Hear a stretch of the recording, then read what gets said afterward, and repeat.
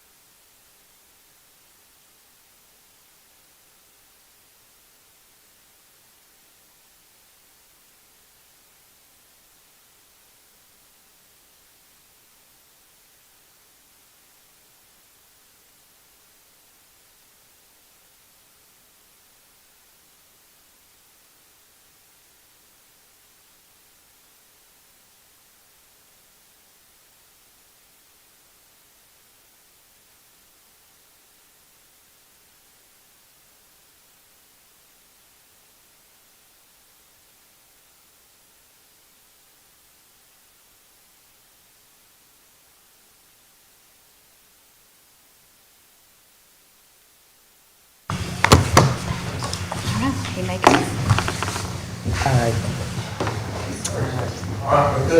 Thanks, sir. Everybody ready?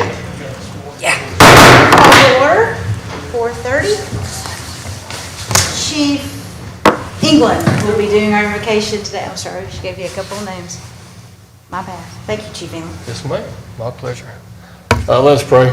Dear most kind, gracious Father, Lord, we come to you tonight, Lord, to thank you for the many blessings you've bestowed upon each and every one of us, Lord. Lord, we thank you for seeing your Son down on the cross, that our sins will be relieved and we can live with you forever in heaven. Lord, we ask you to be with the leaders of our city, our county, state, and federal government, Lord, as we make decisions through this time that nothing's easy, and that you will bless us and have us a heart of understanding that we make the decisions best for our citizens. Now, Father, I pray. Amen. Amen. I pledge allegiance to the flag of the United States of America, and to the republic for which it stands, one nation, under God, indivisible, with liberty and justice for all. Thanks, Chief. Roll call. Bibby. Present. Ard. Here. Jackson. Hill. Present. Here. That's Mr. Curry. Very good. All righty.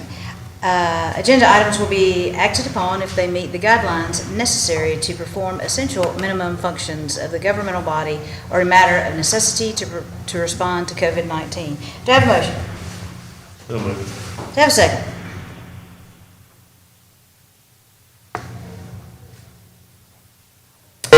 Do I have a second to Mr. Kirby? Second. Motion, thank you, Ms. Hill. Motion by Mr. Kirby, second by Mrs. Hill. Roll call, please. Bibby. Aye. Ard. Aye. Hill. Aye. Kirby. Aye. 0. Review CPNC. Oh, I'll get it out, thank you. All righty. David, you want to go ahead and come on up? Or Jason, whichever is going to be.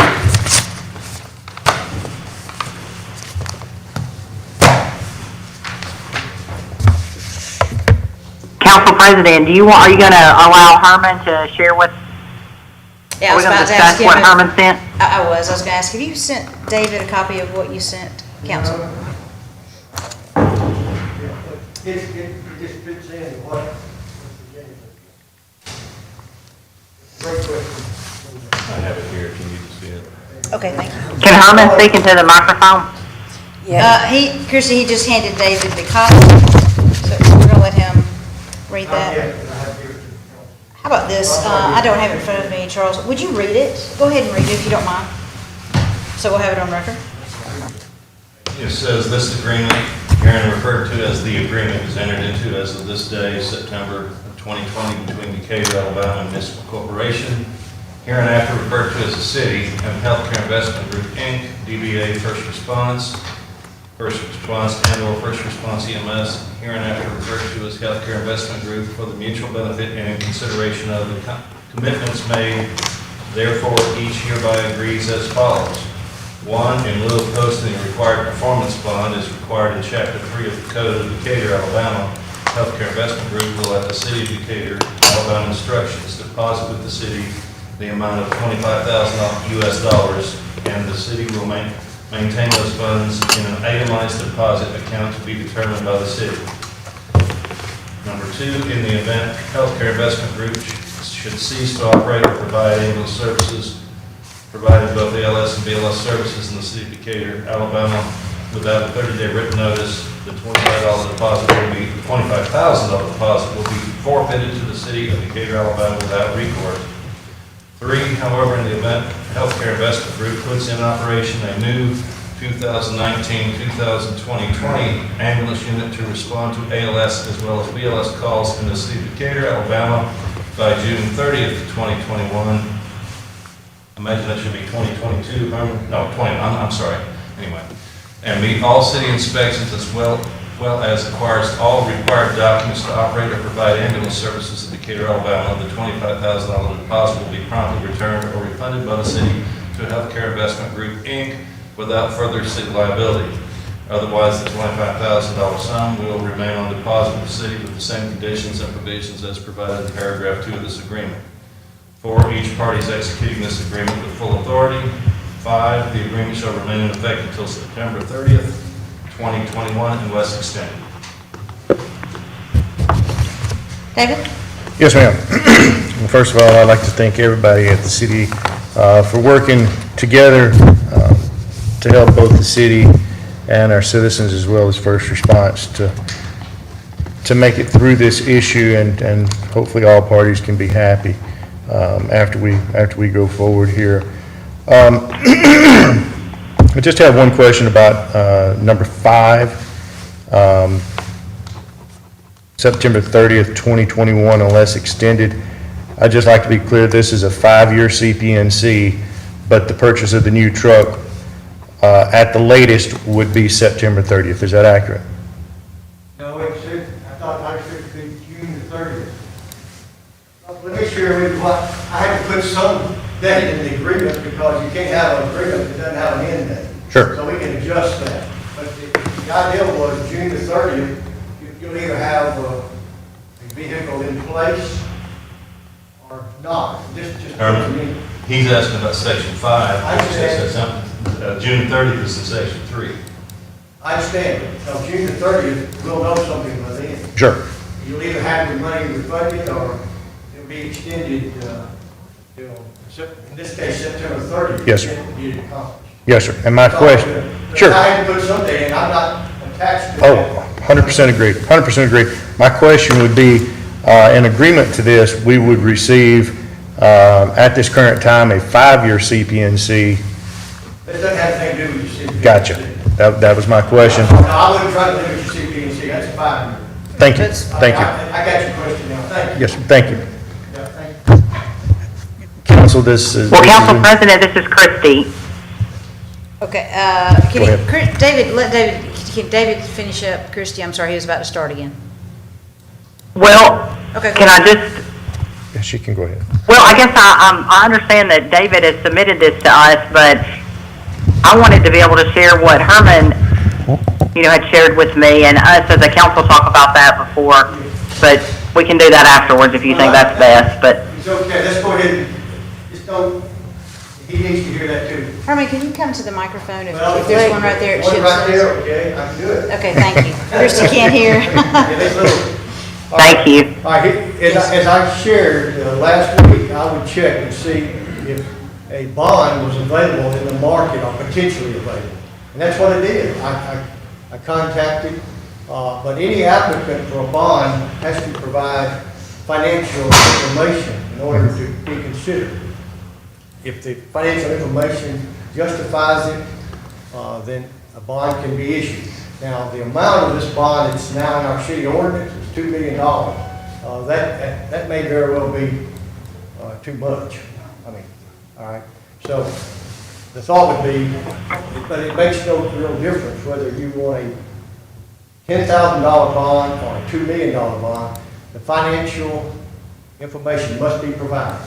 So the question becomes, and I don't want to get too far afield, but what the council feels comfortable with as far as a minimum bond, if you choose to change the amount of the bond from $2 million. But all I'm doing is sharing with you that I did what I shared I would do, and that's to get whether a potential bond could be secured in some amount. All right, so that's. Can I ask you on that requirement for a bond, is there a requirement for a contract? Unless financial information is provided, they won't answer that question because we don't get, but the answer is, we have bonds throughout our city, not in the amount that we're talking about here, but there is no contract. For example, liquor licensees must provide a bond, and there's no contract there, they just have a license. And that'd be the same with Mr. Childers or his company.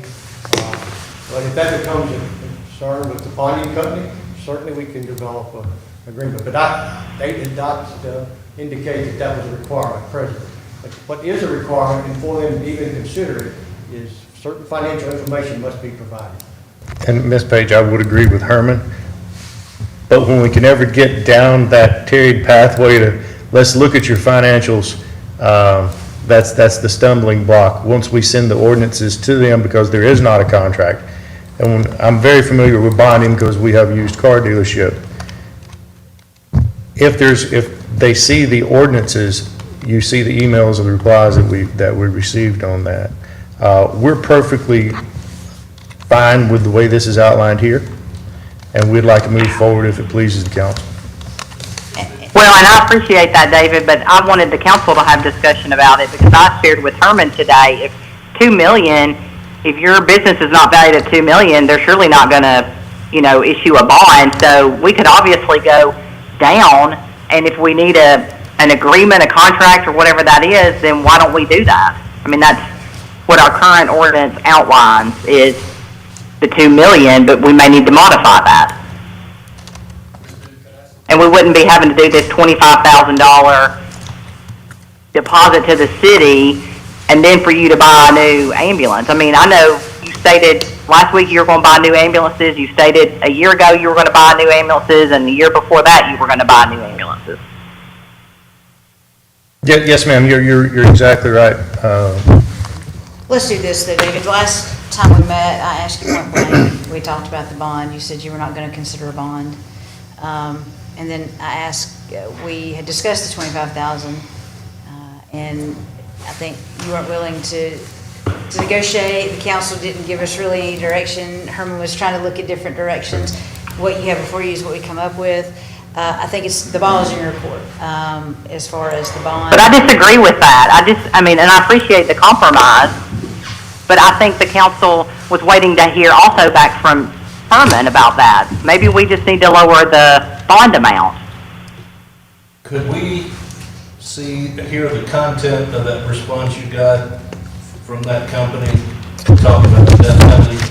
Councilman Kirby, I don't have that. I didn't bring that. I didn't think we were going to go through the big portfolio that we've had to collect over a number of years. And I would like to speak on what Christie had said, Councilmember Husky, about year before. We also got handed a lifelong letter last year saying we were only going to be in business for 1 year unless renewed. There again, Councilman Arb would have to concur with this to do reinvestment knowing that you possibly could not be in business for 1 year. That kind of changes the ballgame up in regards to that. We've sought out over a year's period of time, not just us, but the same company that bonds with the city, Harrison McKay, large firm as well, over in Anniston, Alabama. The same thing. We're getting the same answers from the same people. They have the same bond markets as the other people do as well. And I think we've just come to a stumbling block here of we have to agree. I do agree with the bond, you have to show financials. You have to get to that point, you have to get that interest. Right now we have zero interest. We've submitted everything we have to this council. We would agree to this on a good faith, but we've submitted everything, and I think with Paige being very open in the lines of communications, this is where we're at. Well, let me say something, please. I recently had to buy a bond for the alcohol license. It was a $5,000 bond, which is nowhere near what you're talking about. However, when I did that, I was told that now new restaurants are required by the state of Alabama to file a $50,000 bond for revenue. Now, my bond for $5,000 cost $100. You do the math and gross it up for a $250,000 bond, that's $5,000. I don't think that's too much to ask. And the fact that you're not even willing to consider it, I won't even consider the proposal if that's the way it's going to go. All right, well, I'm going to interject here because we're going down a path that I think we've been down about a million times, and I'm getting very tired of going down the path. And I respect both Ms. Hill and Mr. Arb's position. I certainly have that position to an extent. My issue is this. We are in a situation where what is the option? And Herman, we have discussed this. If first response were to leave in the middle of the night, what is to happen with our ambulance? We can't leave the city of Decatur unattended by an ambulance. We can't. We can't just pull out the pickups, and when the fire trucks go, we load them on the back of the pickup and take to the hospital. We can't do that. And Herman, we've talked about in the case that they leave in the middle of the night, what is our option? And Chip has said many times to me that HIMSI and Lifeguard have said they would help us out as needed, but they will not sign a written contract. And that is troublesome for me because right now we know we are in a paramedic shortage across America. It's not Decatur, Alabama, it's across America. And so if HIMSI or lifeguard do not have enough paramedics to even cover what they have now, then they certainly can't help us in that emergency, especially without a written contract. And I'm sure that's why they're probably not signing the written contract, because they don't know the circumstances they will be in at the time we could possibly need them. There is a thing called mutual aid, but if there's no mutual aid to come help you, then I don't know what you do other than mutual aid out counties and counties and counties until you have ambulances that come and cover. Problem is if they're coming from Birmingham, Montgomery, you're talking a lead time of 3 hours. What do we do with our residents for 3 hours? Do we just say nobody gets sick, nobody get hurt for 3 hours? That's not a plausible answer for that either. So my question is, and I appreciate the conversation, but we've had this again over and over and over again, what is the alternative for care of an ambulance? And, you know, the CPNC that we've had in place ever since I've been in office and years before that, anyone interested, any ambulance company interested in coming to Decatur, all they had to do is fill one out. And, you know, I've had lifeguard tell me they were filling one out last year and it was going to be into the clerk's office the next week. Still haven't seen one. HIMSI has no interest in it. Chief Grandy and I, when he's here, we talked to Lauderdale County. They were not interested in coming with the CPNC. So I guess my question is, what do we do if we tell Mr. Childers and First Response, see you later, thanks for your service? What's our alternative, guys? And I hate to be that blunt, but it's gotten to the point we need to be that blunt to get to an end to this situation. Well, I appreciate what you've tried to do, President Bibby, but at the same time, we didn't have, and maybe I needed a little more time to think about things too, but we talked about it last week and we're talking about it now. This council can discuss lowering that bond. And what I'm hearing, and I understand you're looking for a compromise, but this is what, in my mind, this looks like and sounds like. You know, this could be the revenue department, and I'm a business owner that says, well, I'm sorry, I'm not going to buy my business license. But this is what I'm willing to do to operate business. And that's what it sounds like with Mr. Childers. And I realize that we need to try to come to some kind of solution, but I feel like that's why I'm bringing it up again to discuss one more time about lowering the bond amount, because he's pretty much just saying, I'm not going to do it. Well, let's be clear. And he's got us in a corner. And I guess I thought that this body made those decisions and discussed them openly like this. Let me answer. Well, Christy, and I agree with you, and the reasoning last September is when we adopted the new ordinance. And that new ordinance allows for an ARB board. They have been in place since then. We've had issues with the bond this has not been obtained, the bond. There have been some ambulance issues with mileage, things like that. But we've had one reference from the ARB, what was that, the fine that was actually declined by council for First Response to pay. So we have not been given the opportunity to think of it or talk about it before now, because the ARB has not recommended to council that it need be. Now, we have an attorney there every time, but that attorney has not advised that ARB to do that either. So it's a revolving door that it seems to not shut. And so, you know, the question is the ARB board not necessary? Is there a different way we need to do this? Because if we as the city are not going to use them for what they're used there to be, the ARB board, to recommend to council things, then let's just abolish that board, because we are wasting people's time for being there. And so Mr. Kirby can attest to this.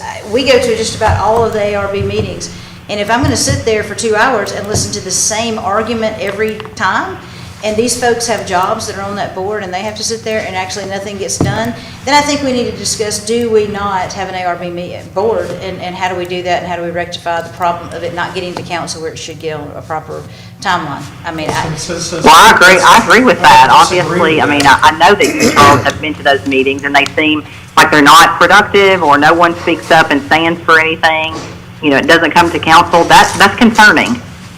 I agree with what Christy is, but one of the things, if you want a resolution, then what I will propose is let's lower it to $250,000. The bond would cost no more than $5,000, which is a lot less than what he's proposing here. And if Mr. Childers is not willing to do that, then I'm not gonna, I mean, we will have gone down from 2 million to 250,000. Let's be clear about something here, though. The wording on that rejection letter did not say it was the amount of money involved. Charles, did you It said not listen to our what I ordinances just were said? the problem involved. Did you not hear that a new restaurant has to get a $50,000 bond? It That's does. for a restaurant, But Charles. your wording in that resolution doesn't say the city has absolute control, can issue the death penalty anytime it wants to. Well, if you want to bring up restaurants, we're doing favors for restaurants during COVID. We're What does letting that have to do with it? We're because that you're talking about local businesses that we're helping. No, what I'm at saying this point, is we're not- that they have to, a new business, a new restaurant has to put up a $50,000 bond. They can be bought. Okay, and the question goes to Mr. Childers. If they're not willing to do a bond, Okay, then I'm willing to Okay. give them the death penalty. okay. Ms. Beebe, can And I'm gonna I, leave. please? Sure. I understand the bond you're talking about. We just went through the same bond issue. The state of Alabama increased the used car business bonds this year as well.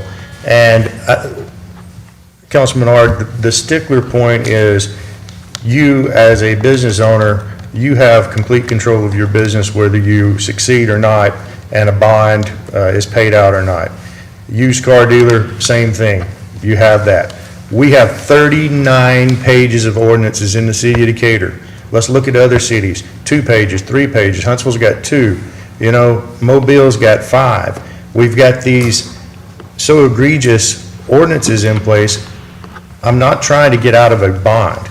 And if a bond can be bought for $250,000 and a payment you said would be $5,000, then that would be totally acceptable. But after 1 year of shopping the market, 2 different companies, one in which you deal with, says that nobody will bond because there's no interest because of the forfeiture language in there, we are stuck in between a rock and a hard spot. Well, we can change the language, and if there are other things that Councilman Kirby thinks we need to change, we can bring that up for discussion too. Why can't we discuss those things? We're working together to make it better. You just said you'd be willing to do the $250,000 bond. Then we said this document is probably going to be fluid, and we're going to have to make changes to it. So maybe the time is now that we make those changes. Ms. Beebe, let me, can I share? I'm Yes, not sir. trying to go back and forth, but I want to make sure I'm clear on one matter. The company he's talking about says without, the language that we have in our ordinance does not impact until we get consideration.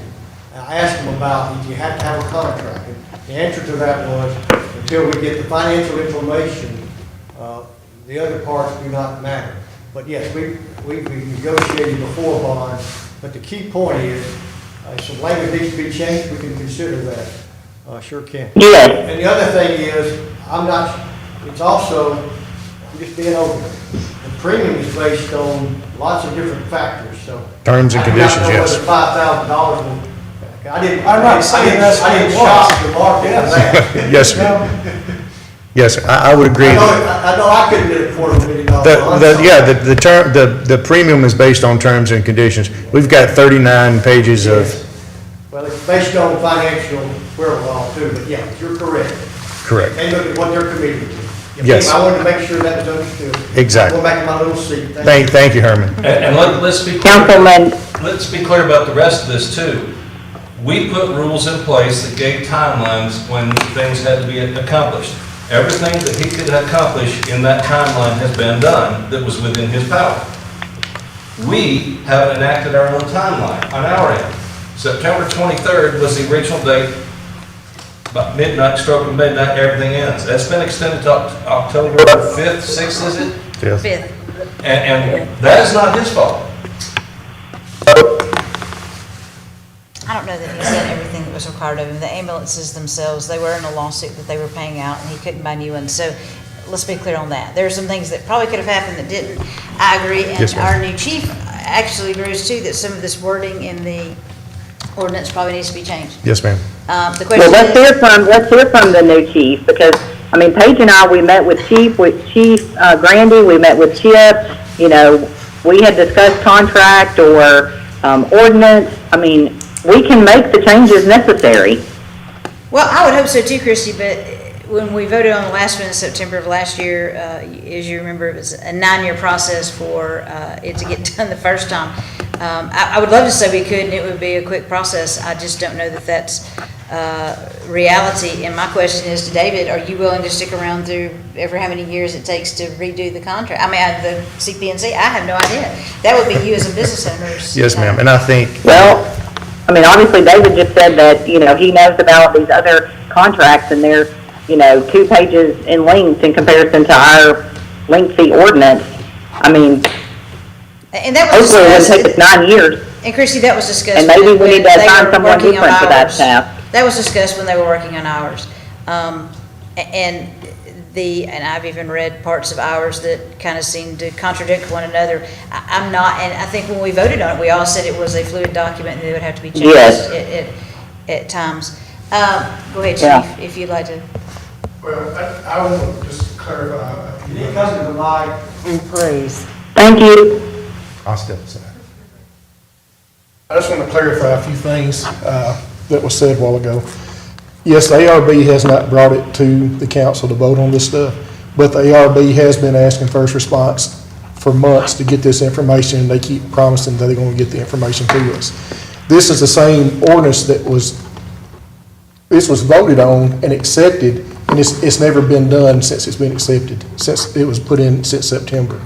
We've asked multiple times, and they said they would give us information on the bonds that they tried to get, and the letters saying they couldn't get the bonds for whatever different reasons it was. We even asked them if they would get different amount of bonds, exactly the same thing that you're doing, to look into that. If they couldn't do the $2 million, what could they do? And we could bring it back to try to get it changed with council. Each time we come up for the meeting again, it hadn't been done yet. But we have looked into doing that. I know you have, but there's a certain point where if it's not getting done, you tell whoever you're working with, You are we're correct. done, we're gonna send it to the next level. You're And we'll correct. see then if we can get it done. I guess we kept having a hope that we was gonna be able to work this out with first response instead of having to bring it to council to have I something agree, I done hate with that it. we are what we are, but we are. Anything else you want to clarify? Once again, like you said, I do think there's some things in this CPNC that probably needs to be changed for the better of the city, but, and that's something else I've also asked David and Jason both to bring me in writing, things that they feel that it needs to be changed, and I hadn't got any of that stuff from them either. I could give you from last year what they brought to us. I'm sure it probably hasn't changed. Well, has it? they hadn't brought it to me after me asking multiple I times. can for it. certainly give you a copy of that, probably tonight, I have it right here, but I think my issue is this, and we can talk about this all day long, the coverage for ambulances is the question.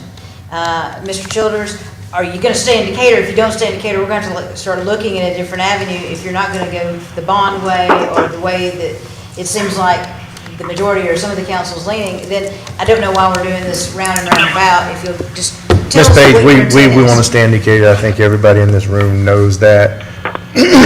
To ask us to start making large capital investments in the business without having the CPNC document, I can say that I'm not in a join to that.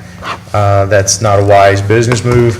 I thought coming here tonight to be clear that we were going to pass this, and then we were going to start our process of, I talked to Mr. Tyndall today about getting the truck vendors together again to submit to us their products that they have. It's clear that Chapter 3 of the city ordinances has issues. It's not clear if they're going to be changed with the next city council, if they're going to be changed 8 more city councils down the road. It's not clear. What is clear right now is there's capital investment that needs to be made in the company. And if we're sitting here operating, not knowing if October the 6th, we're going to be in business, we can't be asked to do that.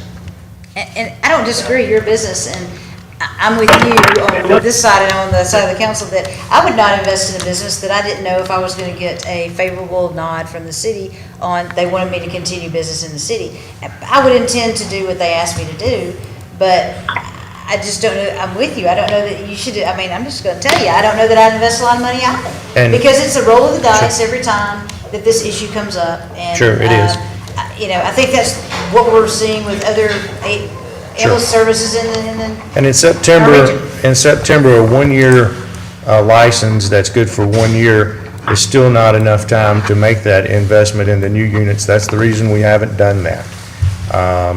Again, we were hoping this thing would be completed.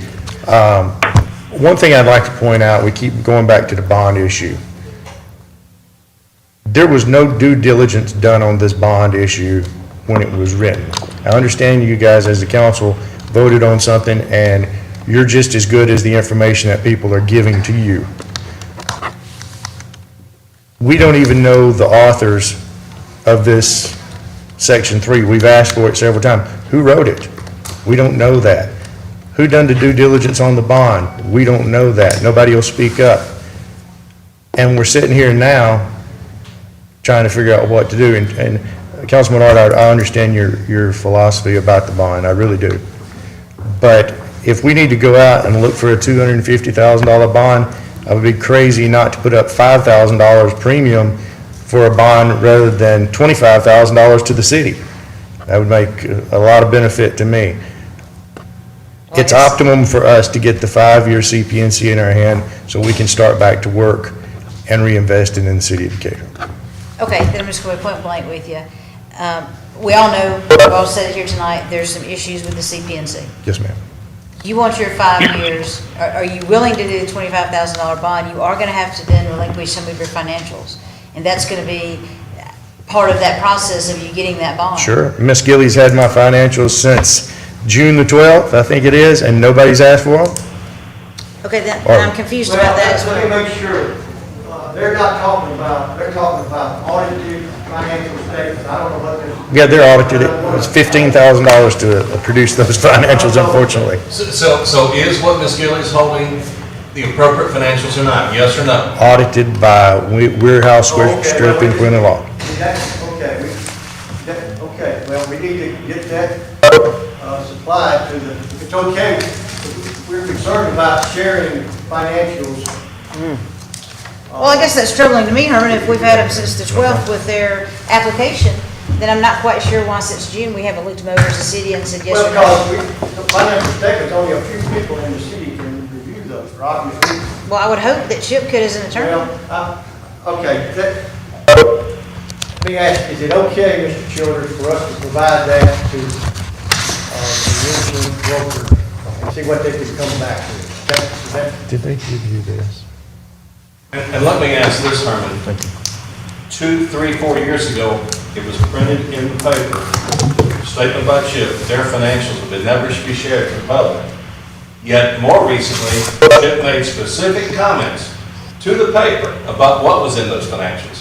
Well, So he's talking on both sides of his face. all I know is I can share with you. Let's go back. Is it okay for us to take whatever's been submitted to the city clerk and provide that? Or can you do that? That'd be better. Herman, you've seen the response. I mean, I'll keep reaching out, but you've seen the response that we've got. Yes, and Still, I talked to him this pack, I talked to him about the settlement with this last week. Sure. And without the financial statement, that they asked for you on several occasions, they're not able to go, I'm talking about the one I'm talking about. They're not able to go forward. So we have financial statements now, and we need to provide, you do, provide those to our broker, not call our broker, we don't have any. Sure. But you understand, the ones I know about, and let them see what they can do in the market. But in the meantime, we've got to decide, October 5th is next Monday. And I think the agreement that was in place is a great agreement for both parties.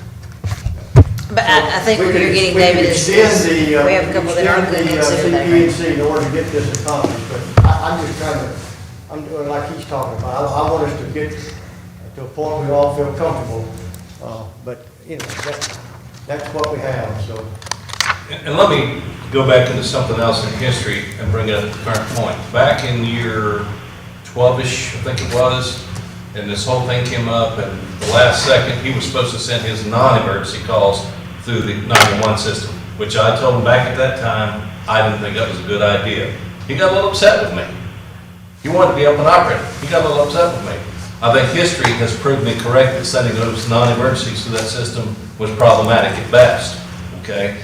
Now, again, we have this thing in front of us, supposed to have been September 23rd, now it's October 5th, and we don't want to commit what we'll do to have an ambulance service for 5 years when he would be crazy to invest $1 more in the business.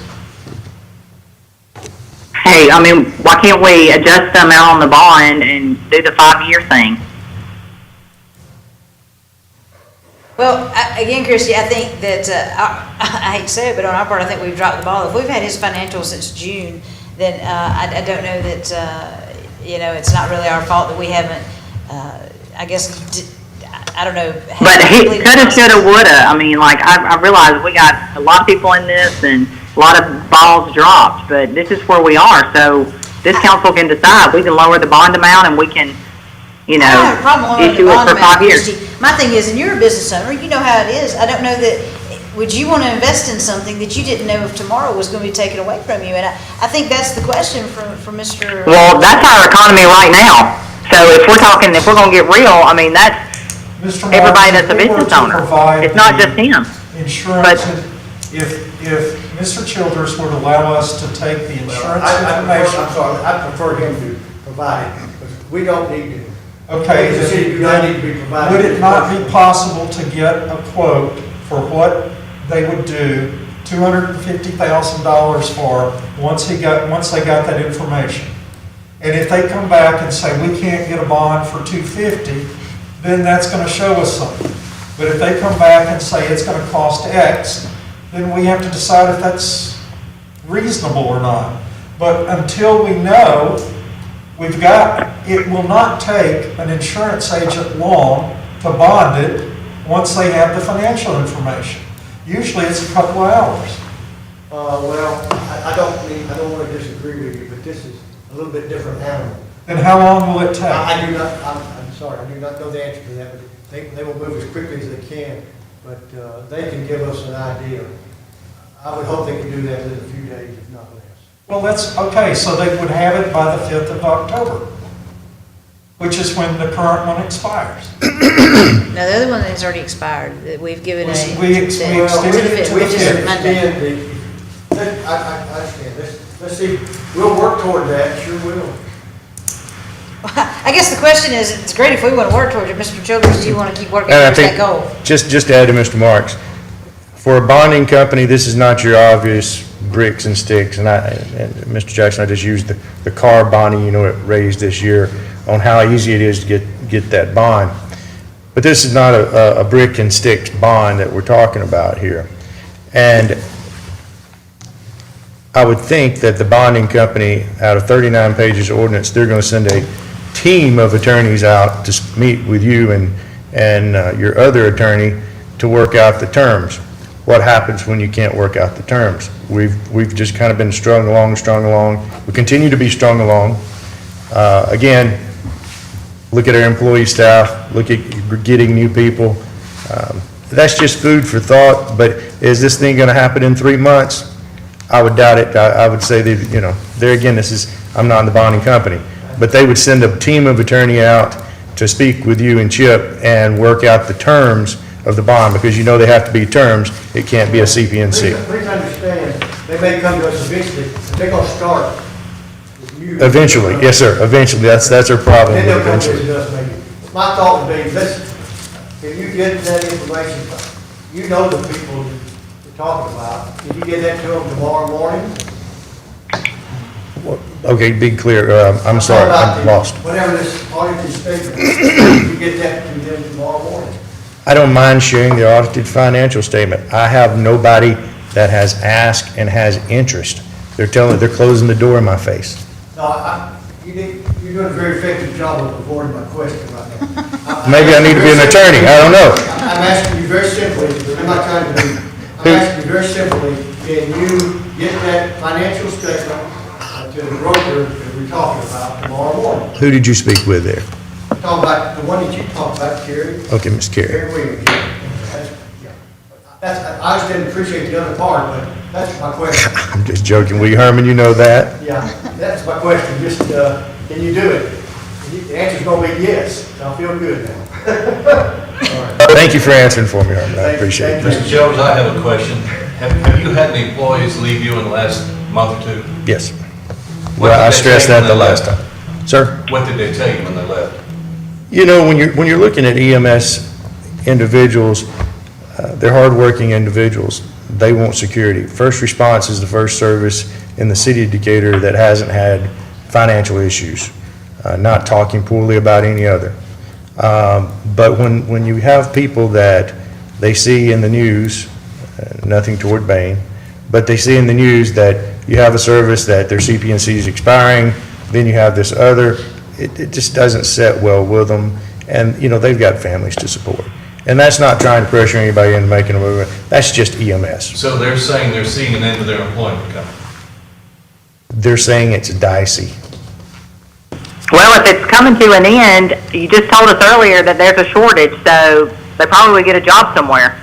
Oh, 100%, yes, yes, That's ma'am. why they left, to get a job elsewhere, isn't it? Yes, sir. Well, I mean, I see what you're trying to do, and I think we need to move past that. This council needs to decide, are we lowering the bond amount, you know? I keep popping up, but let me, I'm trying to get us where we need to. All right, if you get that to them tomorrow, then we'll know before October the 5th, hopefully, at least where we are, and I can report that, or you can share. So we just need to know where they are as far as evaluating that financial information, and see what input they give us, and then we can, based on that, then the council can decide what they wish to do. But I've already asked them, but their answer initially is, once again, makes no real difference whether it's a $10,000 bond or a $2 million bond, until they get the financial information, they're not going to respond back.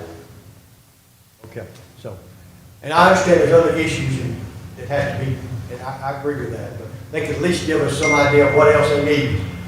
I mean, we've got 5 days, which doesn't seem like very long, but, you know. But we'll at least have an idea of where we are. And, yeah, I can only deal with the future just as Mr. Childers can, the rest of us. And let's just see if we can't get there. All right. Ms. Hill, or do you have any other suggestions? Is that, I mean, Herman, do you need us to lower the bond today, right now? To 25, so we'll know? Well, that's going to require doing an ordinance, but which we can have prepared, but we need to know, do we want to put it at $250,000, that'd be fine. I can have that prepared. In fact, in all openness, I've already got the skeleton done. Trying to be proactive, that's kind of, There you go, Herman. it's not usually. And again, I think Just up and back. the ball is in, But I no, guess your court, Mr. $250,000 Childers. is what we're talking about.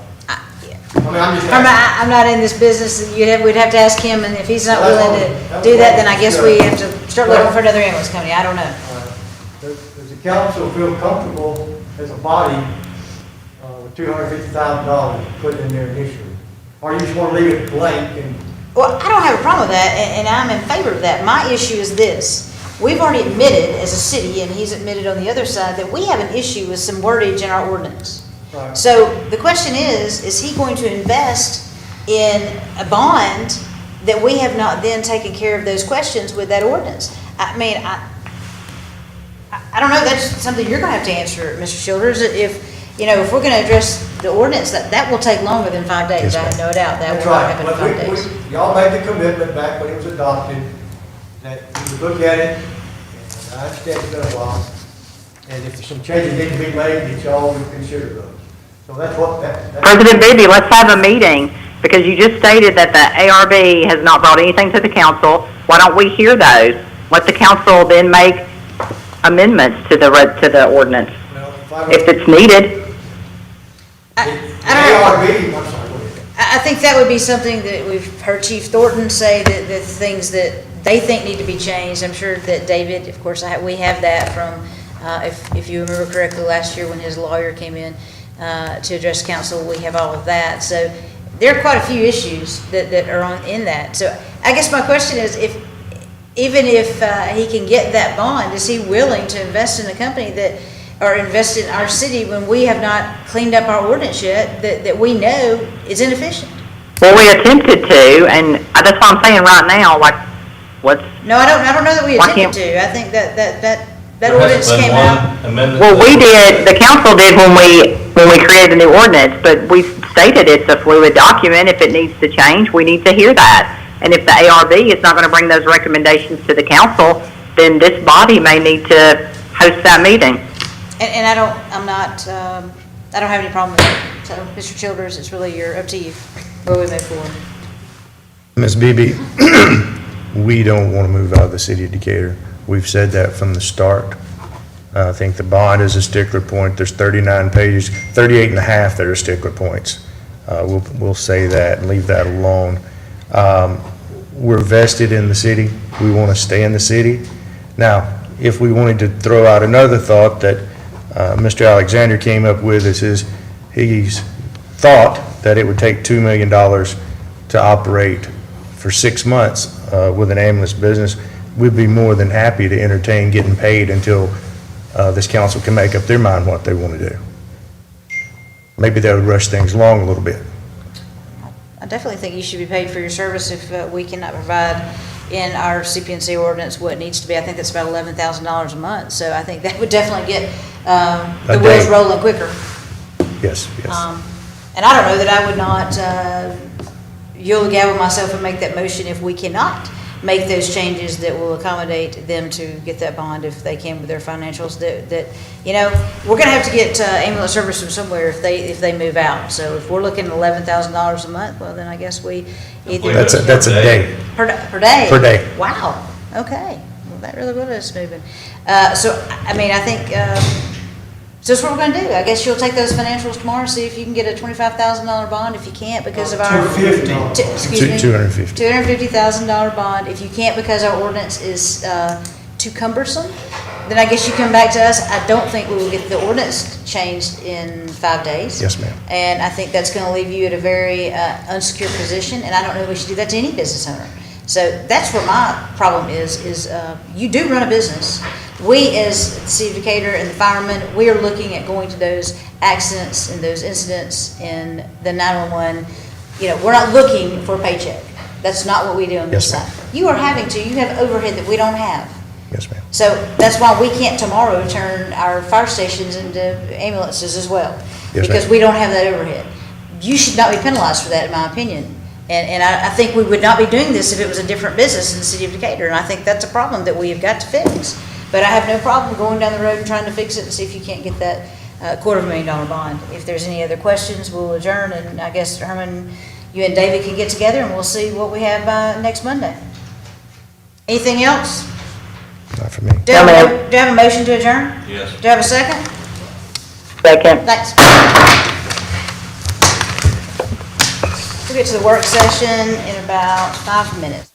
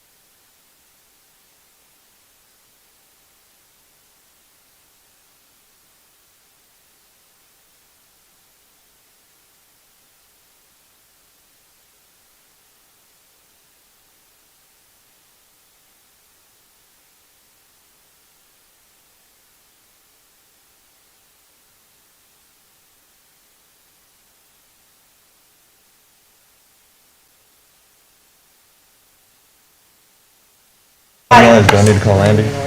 Sorry. But you may need to. All right, so we'll start this, our work session. And my quote for this evening is, "Stoicism is a luxury and silence is a weapon for those who would quiet the voices of the people." And that's from Ms. Abrams. And so we will have tonight Delta Sigma Theta Sorority. Council, you received a letter in your boxes, should have. And Ms. Lanier will be addressing council this evening for that. So if you'll come to the microphone, we'd love to have you. Thank you.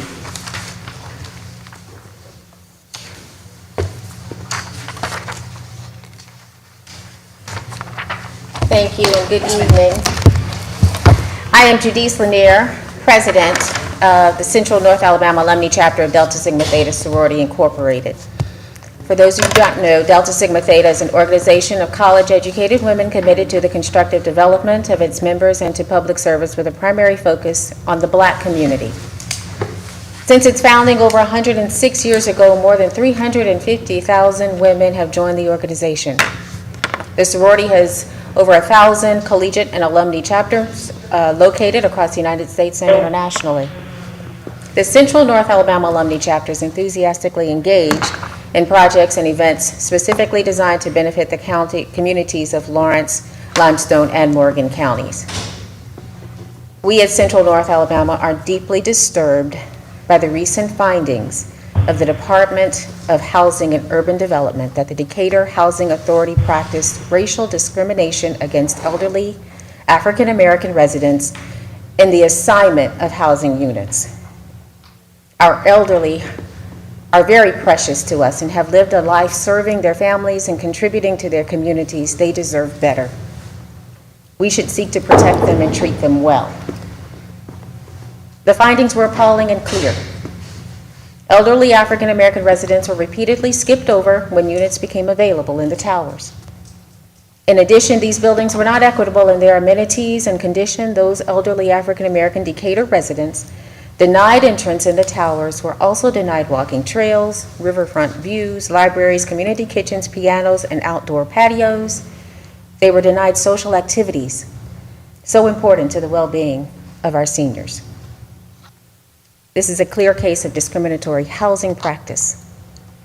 We understand that the Department of Housing and Urban Development reached a settlement with the Decatur Housing Authority to redress the issue of disparate treatment against its African American residents.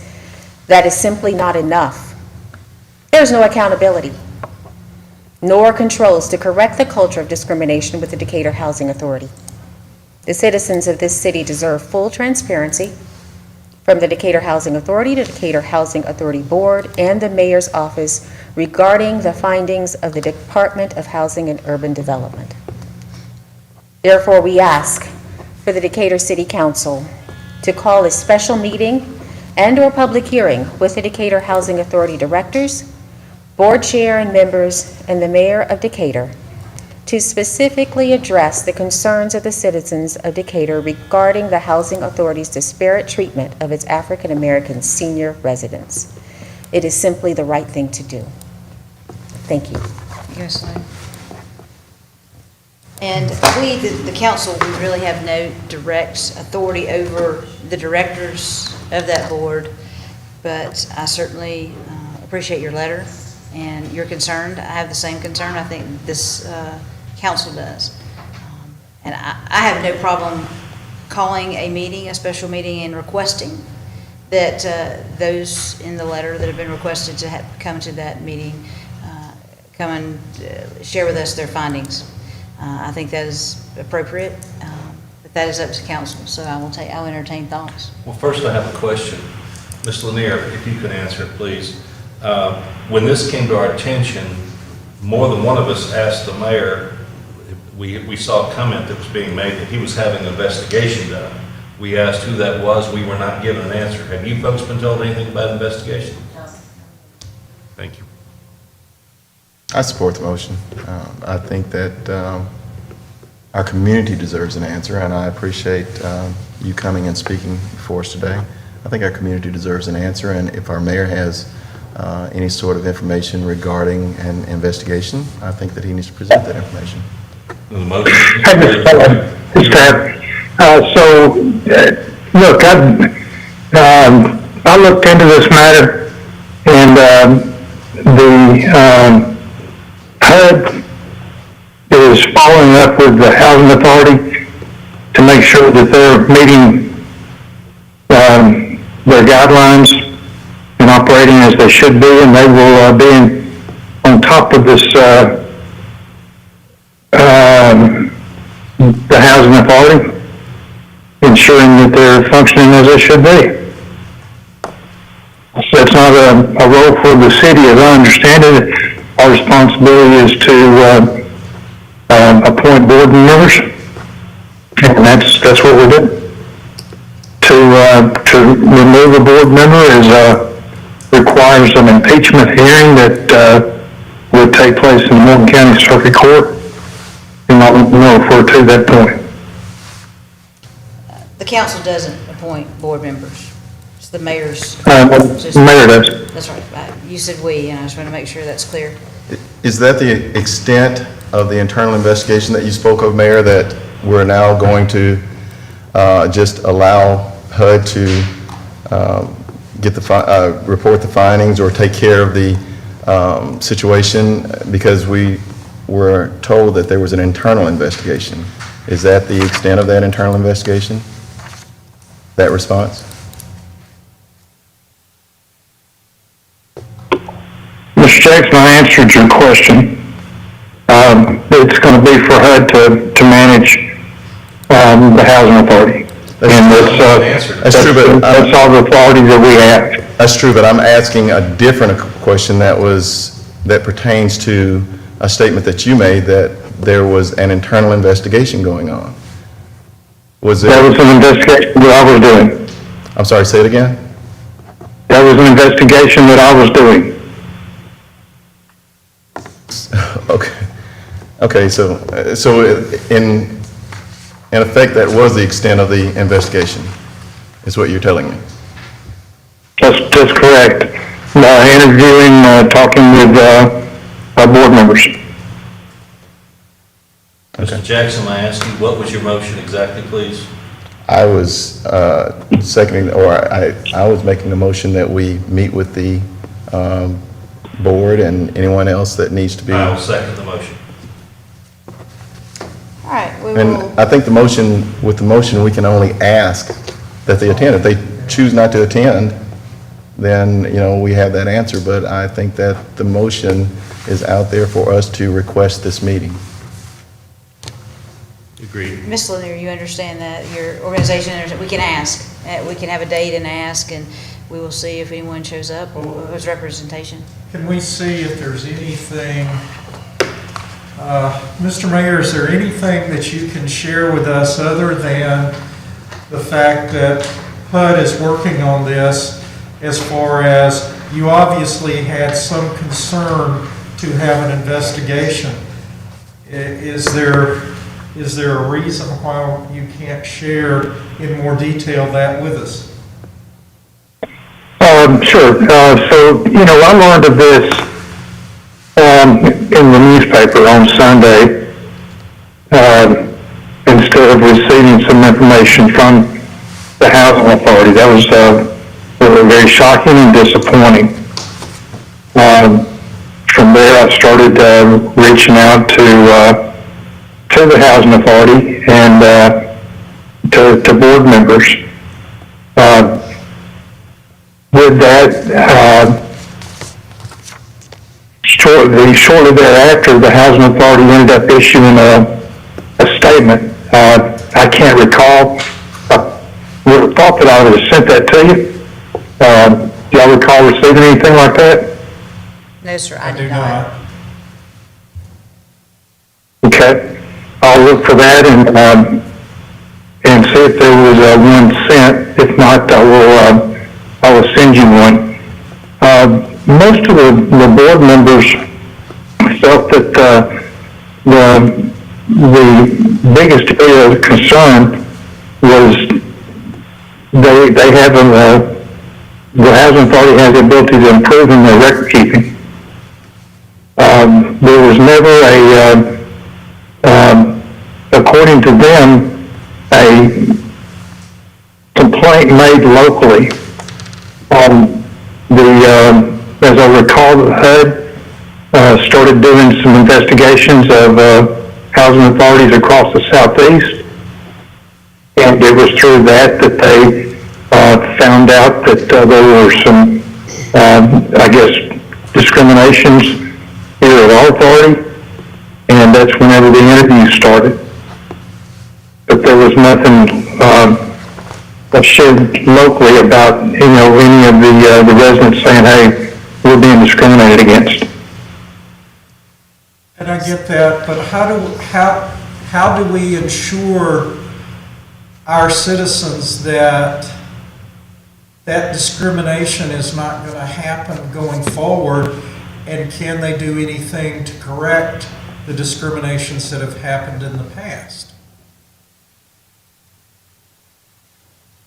I don't think that our housing authority wants to endure additional fines.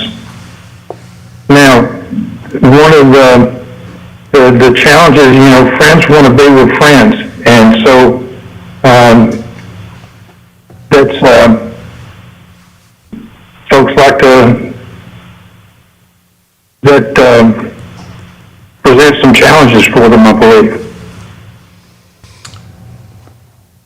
But the problem is that because the mayor's office here places the board members, had the housing authority not had the ability to pay those fines and those penalties, then apparently they were looking at coming at the city because they felt that we would be complicit because of the appointments. So, and I guess I'm sort of confused because if you just stated, Mayor, that you found out in the Sunday News article, but there was a letter, a compliance letter that was dated March 25th to James Ridgway, and you were copied on that, and it talked about the determination of non-compliance pursuant to the investigation. I'm making reference to the settlement agreement. Okay, so we're referring to the settlement now, but you were aware of the issues, is what you're saying, but you found out about the settlement in the newspaper. Is that correct? Yeah, yes. It sounds like I'm on trial here. No, I think we're just trying to get to the truth. Well, I'm giving the truth. Okay.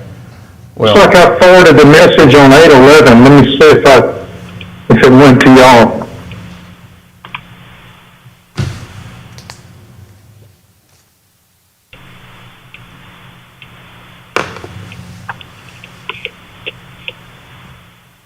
And where are you hearing about the city being liable for damages? Councilman? You made the appointment of the board members who oversee this, and that was why we would be considered as complicit in that process. Do you concur? I don't know enough about the actual facts on that. Okay. What was the response? He said he did not have enough information. I don't have the facts involving that. Okay. I don't know how to answer that question. I've actually spoken with HUD representatives who have told me Okay. that had they not gotten the settlement from the Decatur Housing Authority, that they were going to direct that towards the city because they felt that we were complicit because we actually placed the board members there. Well, not, I keep saying we, but the mayor's office, and I know that this mayor has not appointed all of the board members, but he has appointed board members, but the mayor's office for the city of Decatur appoints board members. And therefore, it is felt that those board members should have been vetted so that they would be able to make reasonable decisions and decisions that would reflect well-being on the participant or the people who live in the housing authority. Yeah, I appreciate it. No, I don't know how to, I accept what you say. I mean, I'm not disagreeing with that. Yeah, no, do you feel comfortable, Mr. Mayor, that we have the right board members, the right people on the board? Well, I could see a change maybe in one area. But according to what I understand, it's an impeachment process. Well, And I don't know. I realize that's the only way you may forcibly remove people, but if you feel that people are not doing their jobs, you could ask them for the good of the city to step down. And I would encourage you to do that if you feel that they are not serving as they should. And I think that, I don't want to, I'm sorry, what I was going to say was insinuating I was speaking for someone, but I think what people are wanting, what I'm wanting to know is that we're not going to have these problems going forward. And I guess, how do we address the problems that happened previously if there's anything that we can do about it? And I'm not trying to, I realize this is putting you on the spot, and I agree with Mr. Jackson, you're not on trial here. I think it's just that the letter is indicative that people want information. And I'm getting head nods, I know you can't see those from the ladies here. And that's just what I'm picking up, and that's kind of the way I feel too. So all I'm looking for is information. So I just sent y'all the press release that Andy Holloway released on 8/11. And another piece of information, the Decatur Housing Authority has to get concurrence from community development for their annual plan, so we can make sure they are complying. Mayor, you asked about the day of an email. It looks like you sent something to us on 8/17.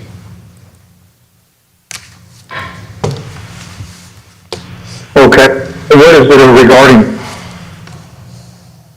It starts off on August the 10th. They sent the following statement to Kelly Smith at WHNT. Okay. And Mayor, I know that this is water under the bridge now, but when you made one of your last appointments, and I asked you very simply, if we had to replace black representatives on that board with black participants or black board members, and you told me the answer was no. And I think that part of the way that we get back to this is the residents of the housing authority are about 70 to 75% minority. And I think that, in my opinion, that the board should be a bit more reflective of that. And that was why I was asking you that question at that particular time. Okay, but that person, that appointment was an African American, is that correct? Replacing an African American. And that was what I was asking you. Is that the only way that we do it? When we have white board members who are coming off, you replace them with white board members. And when you have a black board member coming off, you replace that person with a black board member. And that was simply my question. Is that a requirement that white board members are replaced with whites and blacks being replaced with blacks? There's one black board member on that board. So 20% of the board is minority and 75% of the residents are minority.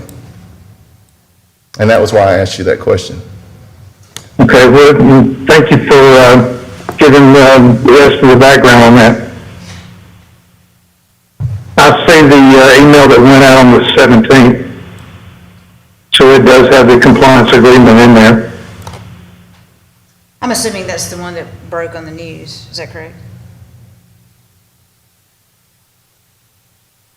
On August the 10th, I'm not sure.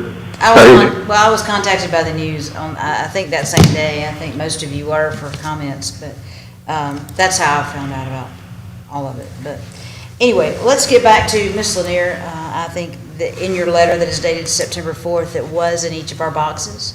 In fact, I'll tell you right here who all was copied. I believe they sent us each a personal letter. They did.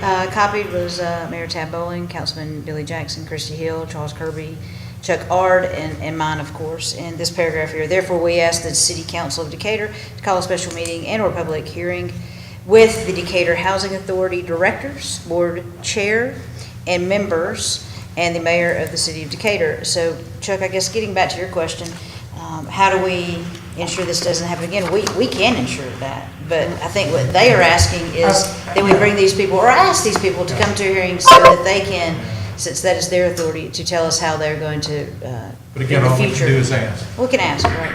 Ms. Lanier, is that okay with you that we ask, and we will let you know what in response is given to us? And we can set a hearing and see if they show up even after a response, if that's okay with you. We will do that, and we will get back with you on a time and date. Is that acceptable? Thank you so much, and I appreciate your letter and your service to our city. Anything else from council? We need to vote on the motion, don't we? I don't know that we need one to make a special call meeting, Okay. since we will make those contacts. All right. We will go through approval of minutes for September 14th at 4:45, September 21st at 10 a.m., and then special call meeting September 23rd at 10 a.m. Any questions from council? Okay, weed abatements, do I need to go these one for one, or are we good? Are we good? As far Ms. as I- Hill? I'm fine with taking them together, if he can just give us. Okay, Mr. Lee, is there anything that you would like to add or any changes to these weed abatements?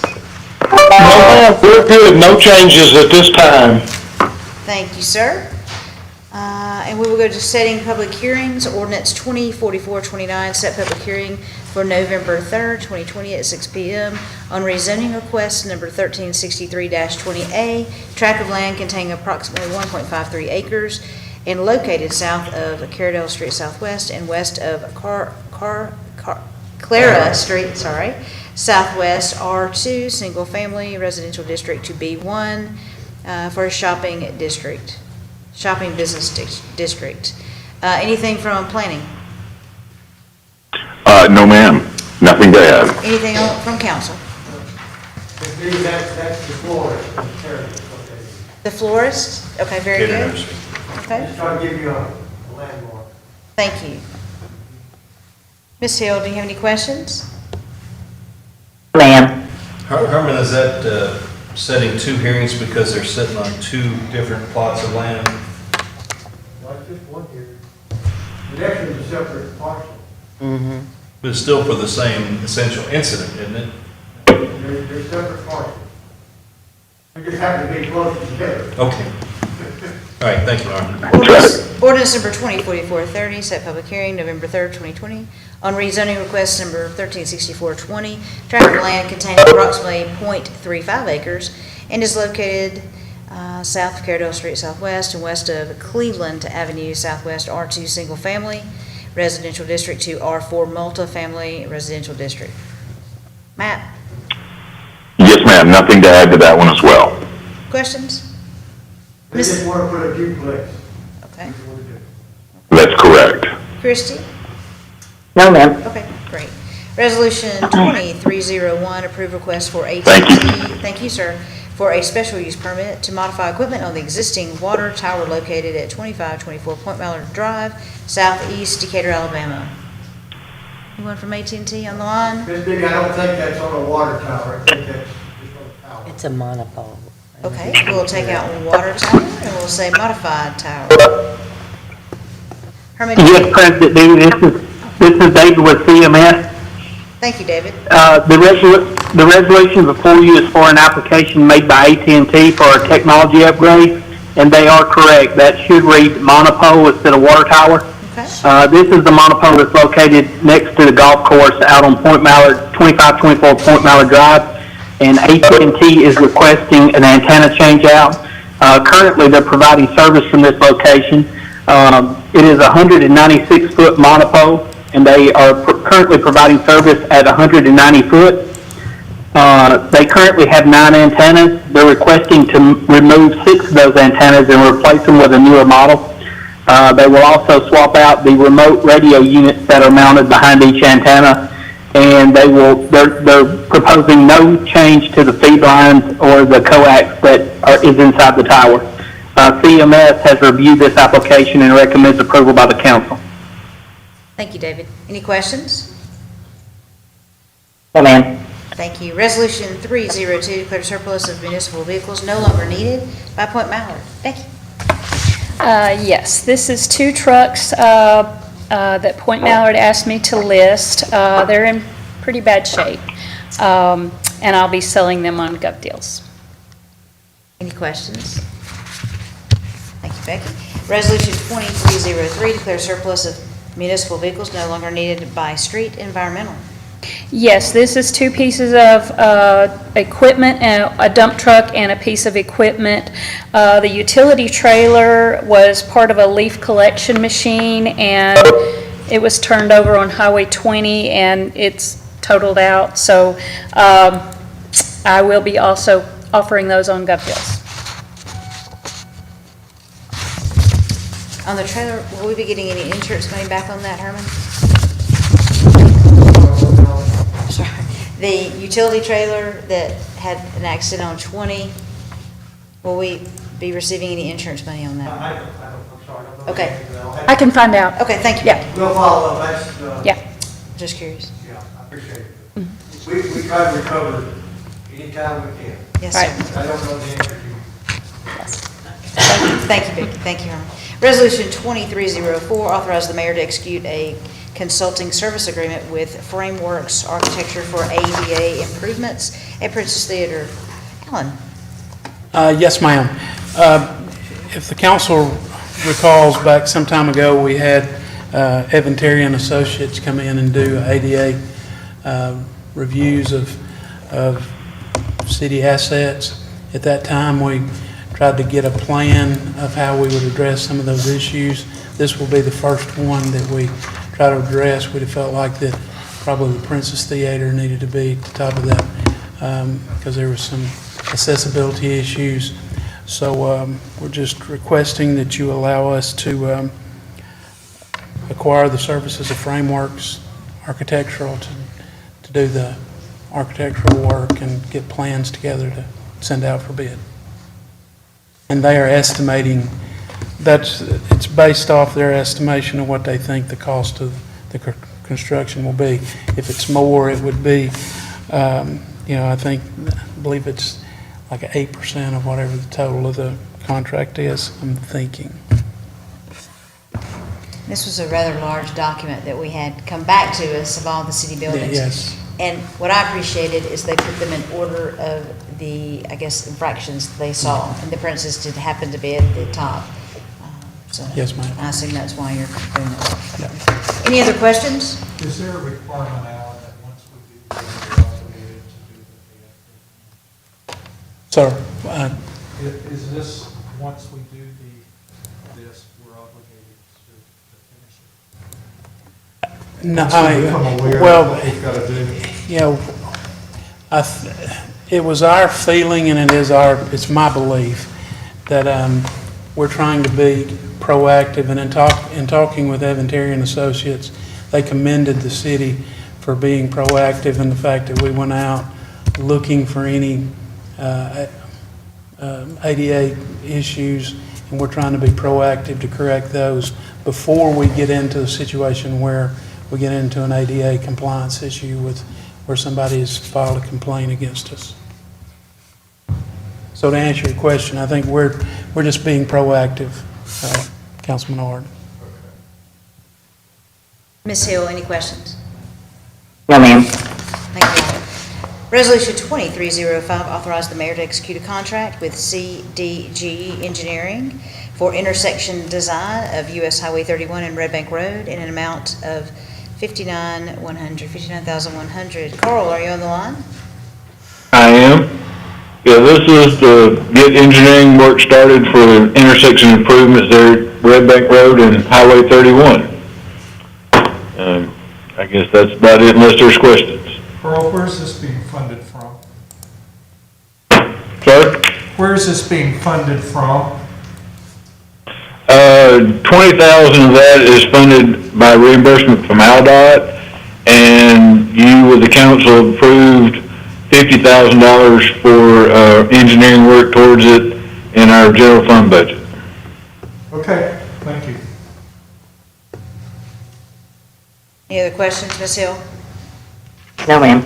I'll say thank you, Carl, to you and Dwayne for your diligence on this intersection. It has been it is definitely a hazard. And so thank you for sticking with that and finding some money for that. I believe the residents of Burning Tree in that area will appreciate that. So thank you. Resolution number 2306, authorize the mayor to execute community service agreements. I don't recall previously, once the community service agreements were voted on, a separate approval from the mayor. What causes that? It's Well, you authorize the budget, all this does is confirm, resolution, all of them in one sit. Yeah, if you go back to previous budgets, it was a couple of weeks after the budget was approved. That's what the only real difference is, years past, we've done it separate. It took quite a while, and took up a lot of paper. If you This say, all- this is what you did, you went through them and approved the ones. Each individual one, It yeah. helped. if you say it's routine, I guess I believe it. Well, it's all consistent. That's not the answer I wanted to hear. Y'all approved it, didn't you? They're approved in the Thank you. Thank you. Nothing wrong with a little letter here. Thank you. Any questions? If I could just say something, this is just a technicality that the discussion all ties back to the budget, and you've approved it in the budget, and this is just the instrument that allows us to pass the money to the agency. Thank you, John. Any questions? Any questions, Ms. Hill? No, thank All you. right, thank you. First reading of ordinances, ordinance number 2044-31, declare surplus and sell 710 Walnut Street Northwest. Alan? This is a piece of property that the city owns that has been requested to purchase. Herman, I will say, I just now thought about it sitting here. This and I talked to Mr. Marks about it, but I didn't put it in the ordinance, so we may need to reword the ordinance. This is the property, Herman, that we actually passed an ordinance back in 09 or 2010 to sell to another resident. They just never followed through in purchasing. So I think it needs to say replacing the other ordinance. Is that correct, Herman? We could note Well, I think this one will just take precedent. Okay, so, okay. Because all we done is authorizing the mayor to sign the deed to this. The other one just never followed through with, so I guess this will just be this will be a replacement. We've had conversations, Herman, about the rebuild of a community, and at times people have purchased these properties and they just sat as if they're waiting for the value to go up. So what we've had conversations with Mr. Hill about is him actually committing to build in a specific time frame. So I just wanted you to be aware of that as well. I just wanted you to be aware of that as well if you already were not. Well, if you put that in writing, so we put it, make it part of the record. We'll do that. I think that's good. Our purpose is not for people to land. I agree. Any questions? Ms. Hill? No, ma'am. I think that's all we have on the agenda. Anything from council? I did have a question, and I to be honest, I can't remember for the life of me where I got this, but I understand that when we got notice of the Boquette's lawsuit being dismissed the other day, that we received a letter from the court.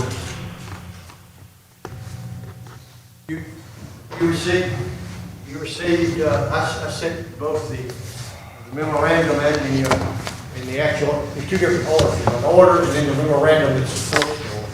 Is that in our email?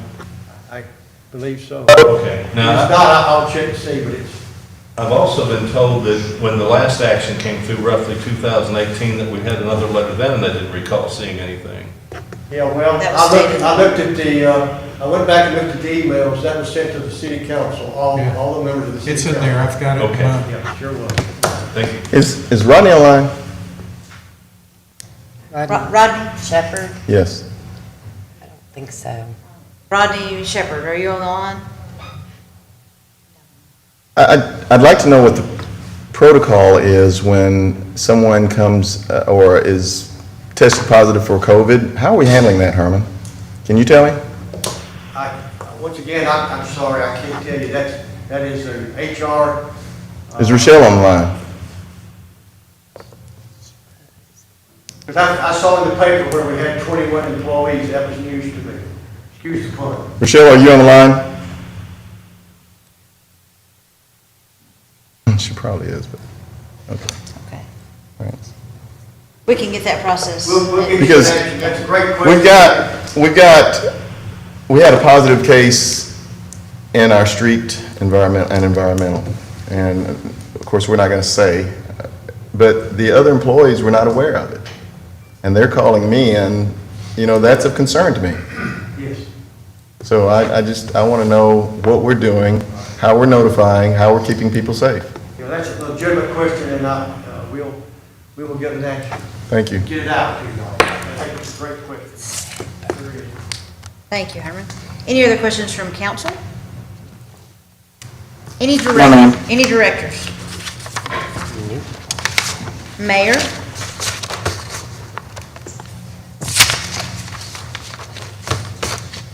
I assume not. Okay, without any other questions? No, ma'am, I was muted, I don't have anything, thank you. Okay, thank you. Nothing else, we will adjourn. Thank you, and